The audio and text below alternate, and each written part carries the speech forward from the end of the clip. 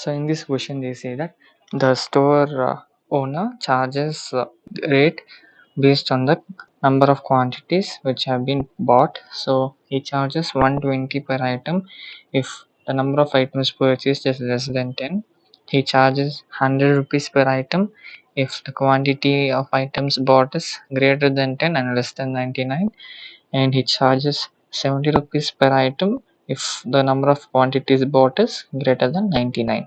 So let's see how to do this. First, let us get the number of items bought by the user. So n equal to int input enter number of items bought. Now we are going to we have to see the conditions. So if n is less than 10, then cost equal to n into 120 because it is less than 10. So we are going to do this condition. Then you have to print this. So print cost equal to comma cost. If for the next condition it should be greater than 10 and less than 99. So n should be greater than 10 and n should be less than 99.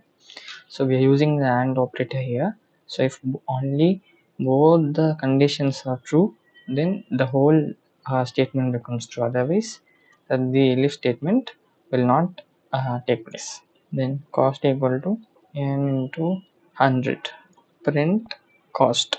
Now else, so if n is greater than 99, cost will be equal to n into 70. So print cost equal to comma cost.